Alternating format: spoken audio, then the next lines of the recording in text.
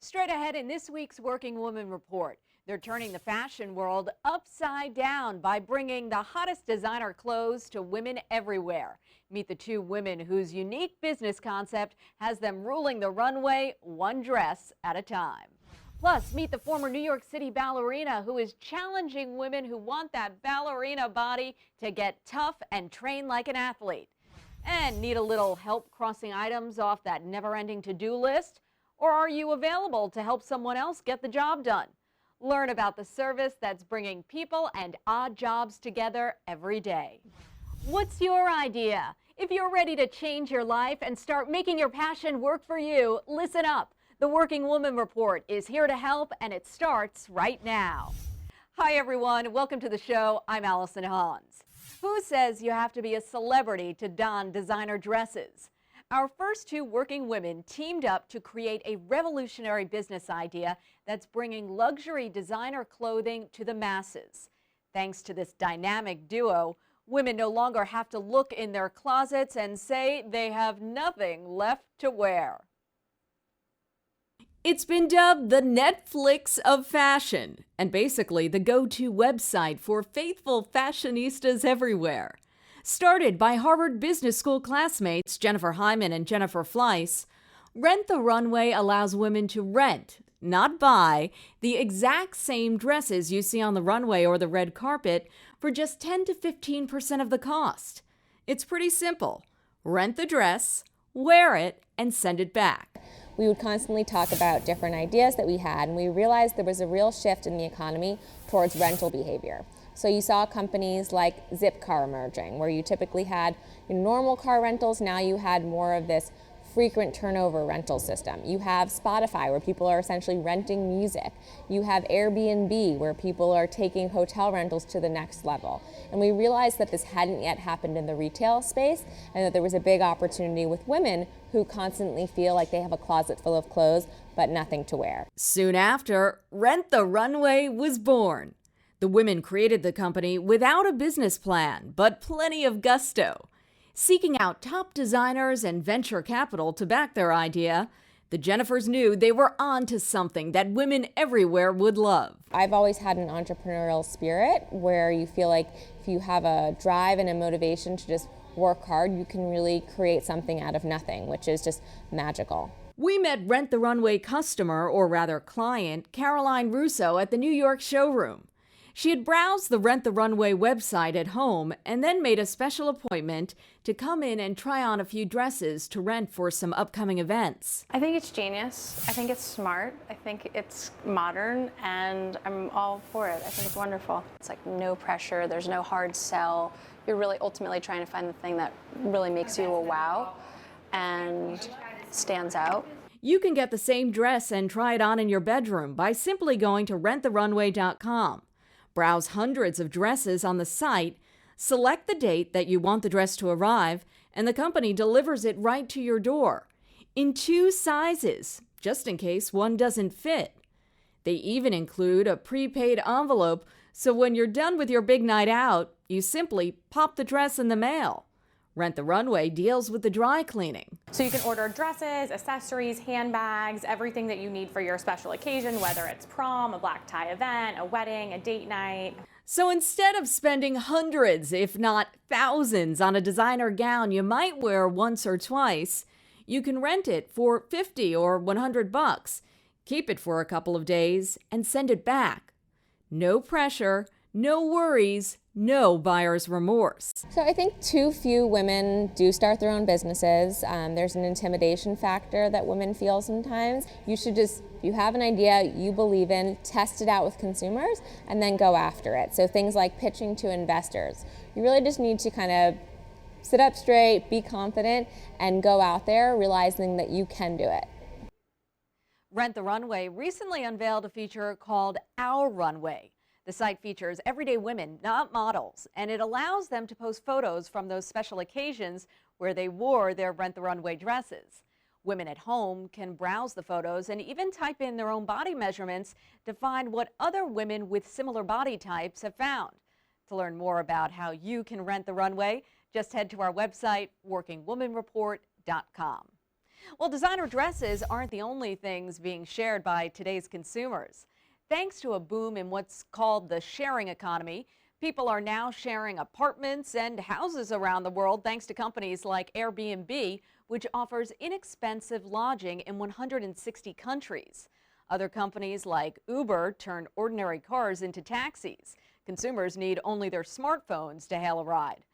Experts believe the low cost of the sharing business model will entice more entrepreneurs to consider sharing everything from information, entertainment, and green energy in years to come.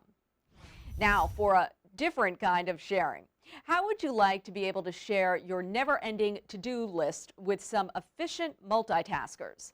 Well, that's exactly what our next working woman decided to do, and she created a booming business because of it. You know what it's like when you look at your to-do list in the morning? That sinking feeling that comes when it's so long and there's no way to cross everything off? Well, Leah Busk knows that feeling too, which is why she created a company called TaskRabbit.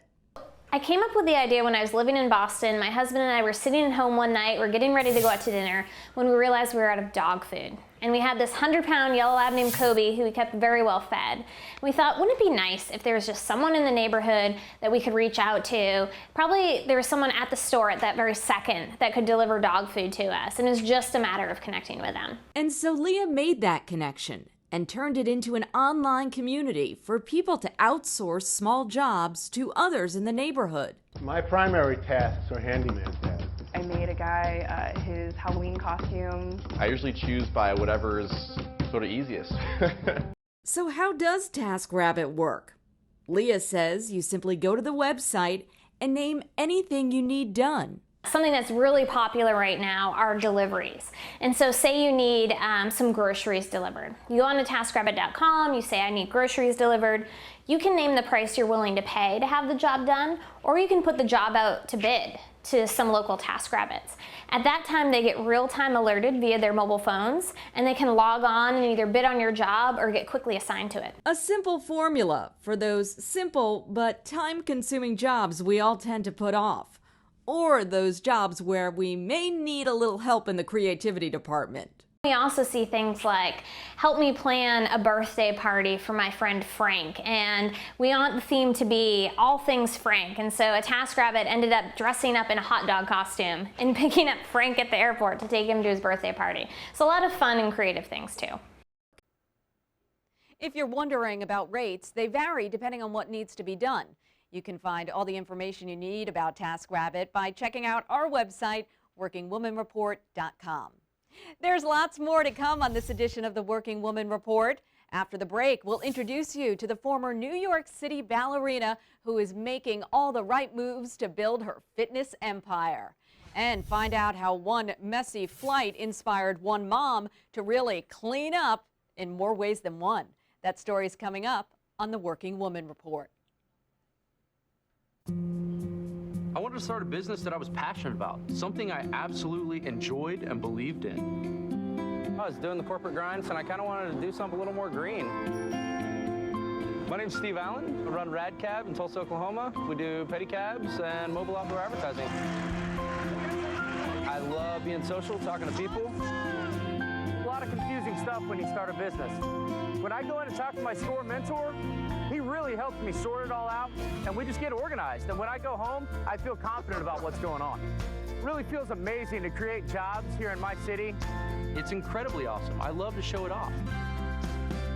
If you get a solid foundation for your business laid, everything else falls in place. SCORE has absolutely been the most invaluable resource that I've had from day one.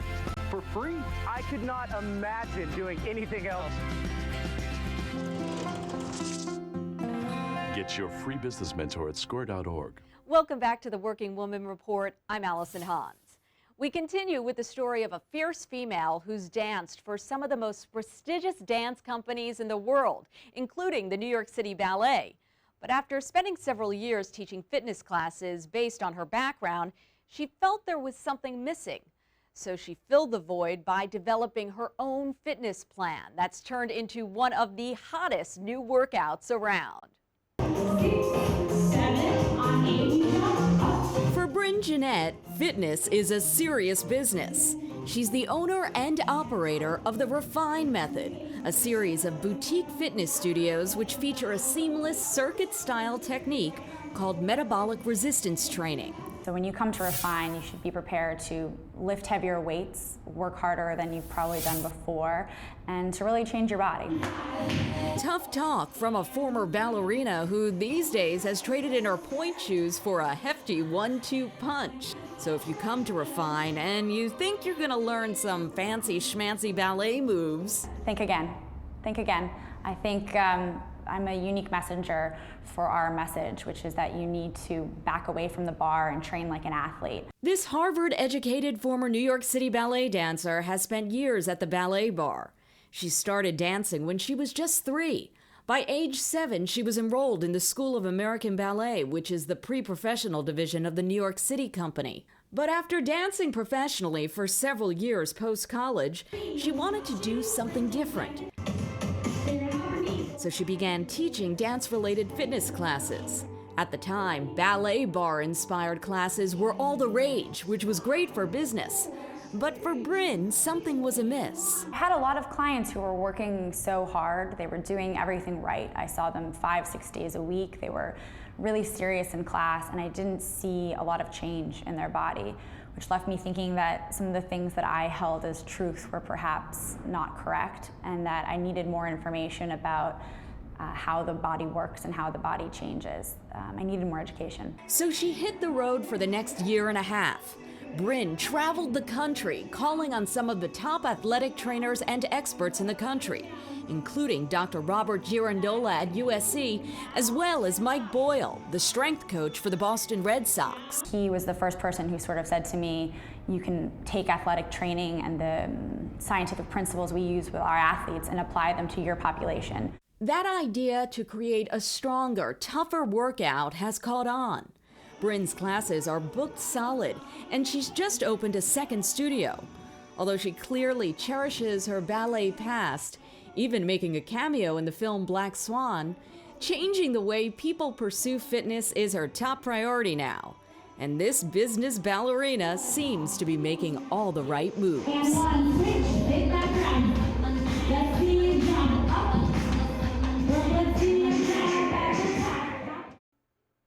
Bryn says her ultimate goal is to dispel myths by equipping clients with the proper mindset for their fitness journey. To learn more about her program, visit our website, workingwomanreport.com. Well, Bryn is just one woman making her mark on a nearly $15 billion industry here in the United States.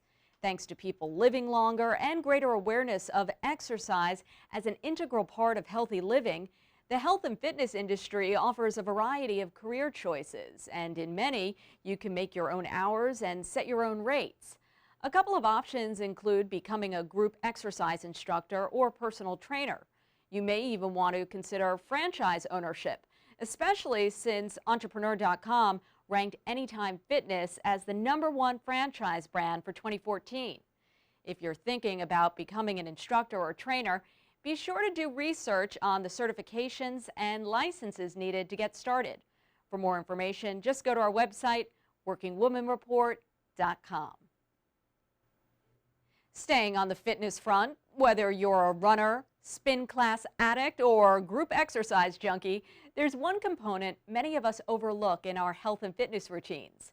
Here's how just a few stretches a day can help keep the stress away, even for the busiest of business women. Hey everyone, I'm Laura DeAngelis. Whatever you do for a living, chances are you suffer from 2 common problems faced by many Americans who spend far too much time sitting: bad posture and tight muscles. That's why incorporating flexibility training into your daily routine is so important.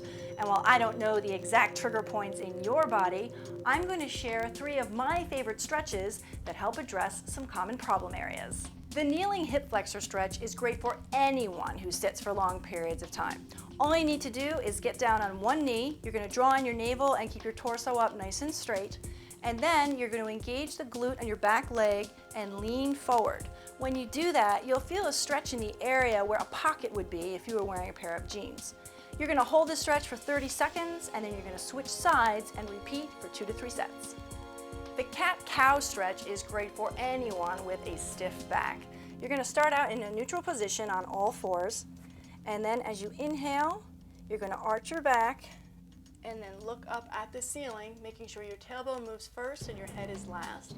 On the exhale, you're going to round your spine, and then have your gaze look right at your belly button.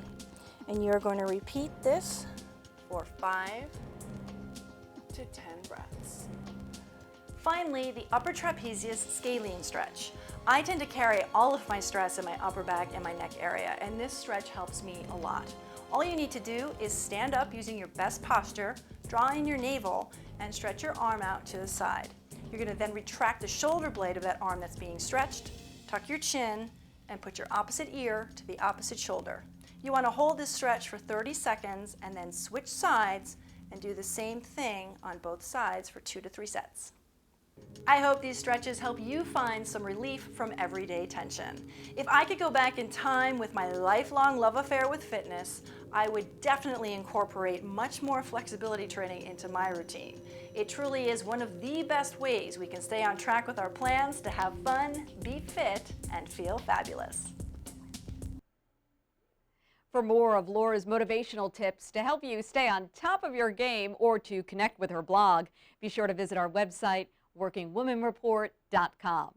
Still to come on the Working Woman Report, we'll introduce you to the former track star who poured her heart and soul into her successful running shoes business. Plus, meet the mom who turned one super messy experience into a booming business, one that's helping parents everywhere keep things clean. I got into business as a hobby. I wasn't really thinking seriously. I said, somebody needs to teach me so I don't go bankrupt. So I went to a store and I met Terry. I talked to her about my party business. This woman understands what I'm saying. There are people with amazing knowledge right there and free. My table linen entertained the First Lady and the Russian First Lady. That's good enough for me. Get your free business mentor at score.org. You're watching the Working Woman Report. I'm Allison Hans. Despite being a track star in high school and even competing on the national level, our next working woman decided on a career in nursing. But something told her to go back to her first love. Her story is one that proves you can't go wrong when you follow your heart. I was a college cross-country and track runner, and it was a passion of mine. I competed in the NCAAs and did quite well. And it was a natural kind of affinity for me to go into business in a running store. From college track star to all-American cross-country athlete, Long Island native Barbara Gubbins has always been competitive. But she had to take a detour in life to realize where she really wanted to go. I was working as a registered nurse in Northport, and at that time there was a big nursing shortage, and I ended up having to do the 4 to 12, and then a lot of times ended up 12 to 6 shift. And I had kids at home, and it was like, oh, this is really, really tough.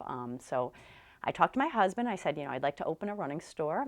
With her husband's teaching salary supporting them, Barbara took a chance and opened their first running store in Southampton in 1988. So I opened this little tiny store on Windmill Lane, and I had about 6 pairs of shoes at the time. It was the smallest store ever, and that was the beginning. But Barbara's reputation and love of the sport helped turn the store into a destination for area runners. And today they have 4 Gubbins running stores on the East End of Long Island. And I almost feel like I've seen kids grow up. I've had now we've been in business since 1988. I've had kids in Southampton that I had as little preschoolers where I put little tiny shoes on their feet, and now they're big men and I put size 14 feet on them. So I know the families, I know the relationships of the people here, and that's been like so nice. And while Barbara still runs, the stores take up a large part of her time. Recently, she received the Nike Just Do It Award for a female business owner who's shown leadership in the sports industry. But what she really stresses for women starting a business is to have a plan, but be flexible. sporting goods, running retail, is traditionally owned and operated by males. So it's really important to talk to other women, find out what worked for them, what didn't work for them. I think the nice thing about women is they tend to be a little bit more flexible than men, and they can kind of roll with the punches. Barbara has a helpful tip for you fellow runners out there. If you want to wear a specific pair of running shoes for a half or full marathon, she recommends starting to break them in 6 weeks prior to the event. For more information on Gubbins running stores, visit our website, workingwomanreport.com. From running down a dream to cleaning up a mess, our next working woman wanted to help solve a common problem for all parents and turned her solution into a booming business. This Miami entrepreneur likens her invention to a Swiss Army knife for moms. Susie Taylor says she created her multitasking super bib after constantly doing loads of laundry after plenty of spit-ups and spills with traditional bibs. And I just kept buying them.